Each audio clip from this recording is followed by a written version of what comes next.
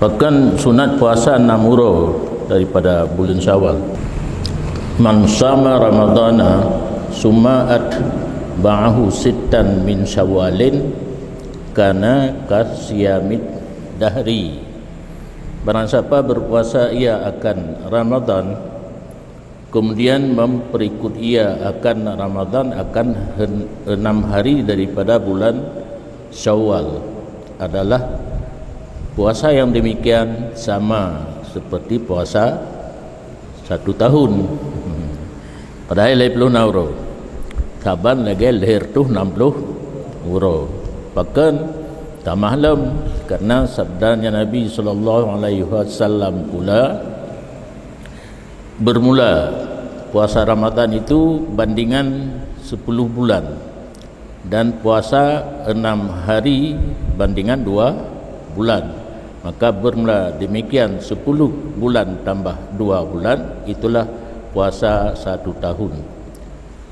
Pakiban makna puasa 1 tahun, artinya seperti puasanya 1 tahun nisbah fardu.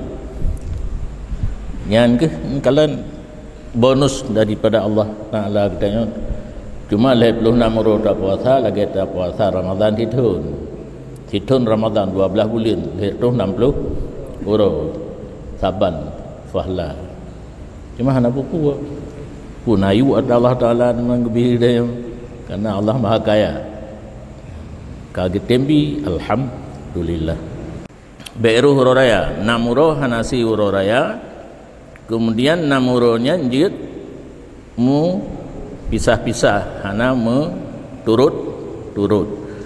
Tetapi turut-turutnya 6 dan mensambungnya 6 dengan ururaya itu lebih baik.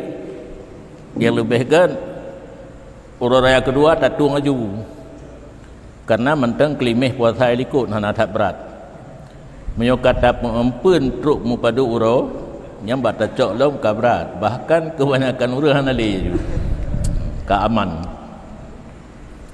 Yang kan urau kedua puasa aju olehnya musambung 6 urau.